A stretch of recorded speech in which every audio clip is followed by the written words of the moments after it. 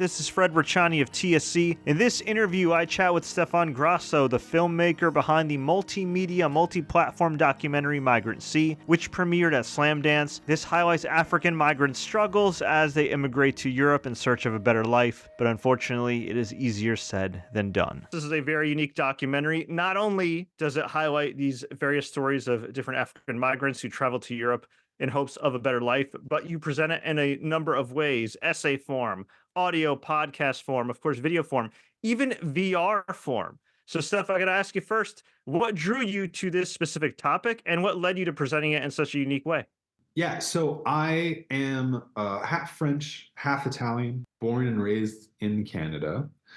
So, and for this reason, I spent a lot of my childhood in Europe, namely in Italy. I spent like months out of every year in Italy. And the one thing that I noticed growing up as a kid and as a teenager, for me, it was really, really normal to hear these stories of groups of African migrants crossing over by boat from Northern Africa to Italy. We would see coverage of this pretty routinely, search and rescue operations, a lot of disasters, a lot of people dying. But in Italy, it was like sort of it was pretty normal. And also during the 2000s, growing up, I also saw sort of like the makeup of Italy change significantly, like the ethnic makeup, which was a very homogenous, like white society during the 90s and 2000s, I would say.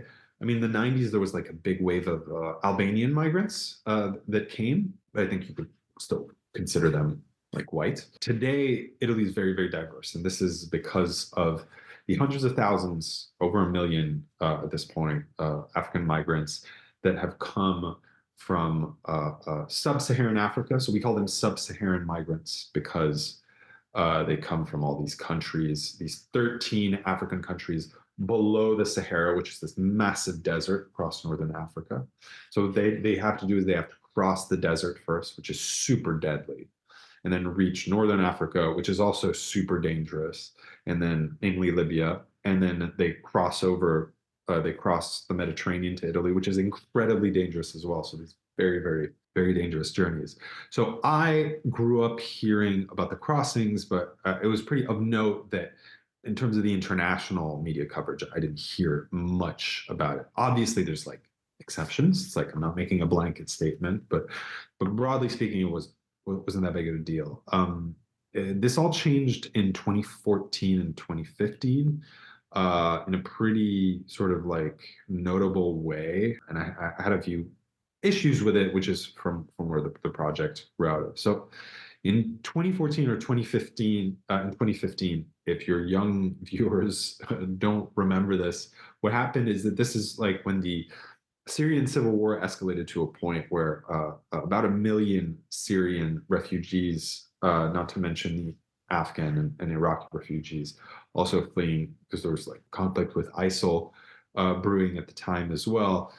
They crossed over from Syria and Lebanon over to Greece with these boats, and also through the Balkans. So it was a big deal. This became particularly there was a lot of media attention to that, and because that was happening, and there was a surge also in crossings from Libya to Italy with African migrants. Sort of the broad media coverage sort of dubbed this as the Mediterranean migrant crisis, because you had a lot of migrants coming in from both directions. I thought this was problematic, to say the least, because in a way it was like the world's first sort of introduction, like mass introduction to African migrants, and basically they were the media coverage tended to sort of combine both coverages and sort of create the impression that they were both sort of part of the same issue. But in fact, it's like two different complete sets of populations crossing the Mediterranean for completely different reasons with completely different contexts. Like the Syrians and Afghans and Iraqis, a lot of them aren't migrants, they're refugees. So they're fleeing conflicts. And a lot of interviews that you'll hear with many of them say as much. They say it's like, well, I'm fleeing conflicts. I would love to be in my country. I would like to go back if things stabilize. but that's it. I'm being pushed out. Whereas there's a lot of refugees also coming from Africa, but many of them are migrants, so they intend to permanently move to Europe, searching for like a better, more stable life.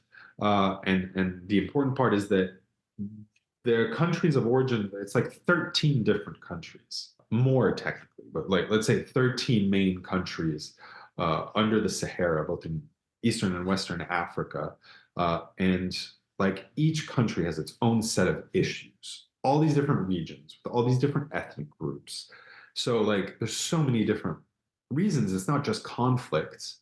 It's climate change. There's social issues. Yeah, there's conflict too. There's political issues. It's across the spectrum. So hundreds of thousands, oh, millions have made the journey. Over a million survived the journey. Countless have lost their lives, both in the Sahara and the Mediterranean. And yeah, the thing that really stood out to me with the coverage is that and the big problem that led to the creation of Migrant is despite a lot of good intentions in many respects, and I don't think the media were doing anything like deliberately wrong here, is that the coverage really focused on the search and rescue operations in the Mediterranean, like rescuing the boats. And this is a problem in a few ways. First off, it tended to sort of view the search and rescue operations from a European perspective, from a European lens. So it was really like from the inside of Europe looking outwards, and sort of call it like Fortress Europe, right? So it showed the search and rescue operations and at such an alarming rate with such huge populations that it sort of ended up portraying them as like these black suffering masses of Africans sort of desperately trying to reach Europe and being saved by white people. And it ended up dehumanizing them. And I found that it really disturbing that I wasn't hearing African voices talking about their stories, why they left, or even hearing much about what their lives were in Europe after they arrived. I'm not making blanket statements. There's a lot of good media organizations that have done stories like this, but the broad narrative was really just portraying it like that. And in Canada, I grew up like within a Haitian community. I've got a lot of African friends, some of them who came over to Canada as refugees as well. And so it was really, really like of striking that we weren't hearing Black African voices in the sort of portrayal of this whole narrative. Also, by that point, I'd been working with NGOs, making NGO documentaries for several years, and I'd sort of developed this kind of sensibility because with NGOs, for all their good intentions, a lot of the time it's like the point is that they have to like raise funds. So it's like you go there, we have this person, you do the interview, you put something together, and like you're like, boom, this is their story, right? Well, I quickly sort of felt unease with that, and I've always really firmly held to the belief that if we're going to make a film about someone's story, it needs to be done like collaboratively, and that they have to have some agency and some like creative input, so that we not only like sort of put a video that tells their story, but that we make sure that it expresses who they are and expresses their intent as authentically as possible. So I've been doing that on human rights documentaries before that, in like Bangladesh with the Rohingya and with the and in like southern Thailand, America. And yeah, so I'd done that several times. So it sort of like naturally transitioned into Migrant and also into my concerns about like what kinds of stories were being put out there. And finally, like I married a human rights lawyer, and she was specifically focused on that. So she brought that to my attention on top of it. And she's the one who gave me the idea. She's like, why don't you do this? Like, we're not hearing about this. You should do it.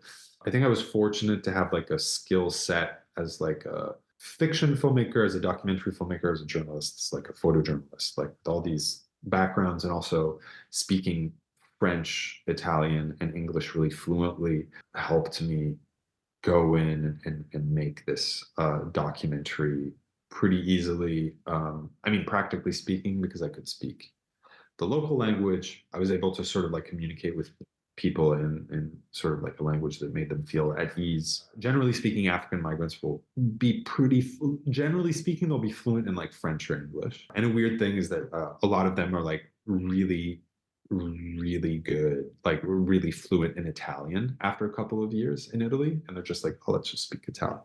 Because in group homes they have to, well, in reception centers they often have to like live together, but because 13 different countries, people have their own dialects, people don't speak the same language, but everybody has to learn Italian at the same time. So you have these reception centers with all these different African migrants, but everybody's speaking Italian to each other because it's the one language they have in common. So yeah, so I was very fortunate to be able to go in there and be able to speak to people like that. And to get back to why we did the multimedia project as a multimedia documentary, because the stories weren't being told. I wanted to make something as freely and easily available as possible. So I wanted it to be an easy to access website, and understanding that people have suffered from a lot of compassion fatigue, like they're pretty brutal stories, and I wanted to sort of tell things differently. I wanted to make it as easy as possible for the audience to experience it in the way that they want. So no matter if you're on your computer or on your iPhone, on your iPad, or however you sort of like feel like experiencing a story, there's an option for it on the website. We have audio documentaries, so like walk around, you can listen to audio documentary, photo documentaries, video documentaries, VR documentaries. Got articles like first-person essays where people tell about their more complete journeys, multimedia elements. We've got interactive maps, more like creative essays and stuff like that. So really to like give people a lot of options to be able to experience it the way that they want. They can jump from one story to the other. So the broad migrancy documentary is about the issue, but it's also about the individual stories. And so there's these mini documentaries within that, and that's sort of what makes the bigger the bigger piece, basically. So lots of individual stories in a lot of different and yeah, you can sort of explore the website and explore these stories however you want. And it works on your phone as well, which is dope, which is cool. This is extremely museum ready. This is super educational. Yes, I'm sure it'll do great on the film festival circuit. So I'm assuming when you put this all together, that was kind of like a long-term goal, right? To get this into schools, to Yeah. universities, to museums as well. So these stories can live on. Well, I mean, the schools thing I hadn't even thought about. Incidentally, this came into being while I was doing a master's in digital journalism. So it actually, so I mean, it's related in that respect. But for exhibits, yeah, that's definitely something that I had in mind.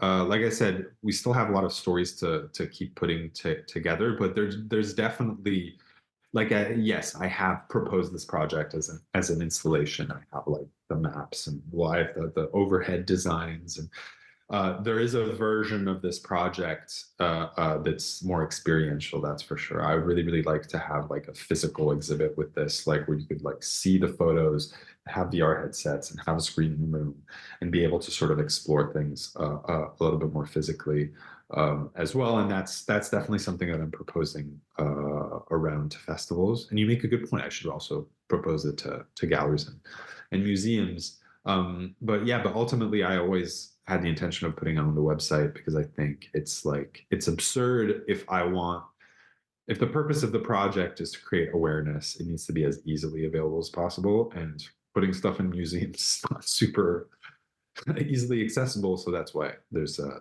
website. So anybody could experience it pretty much. Fantastic Yeah. stuff. You've provided a lot of insight, a lot of details into this multimedia documentary. We're definitely looking forward to checking it out at Slam Dance and at other film festivals near you.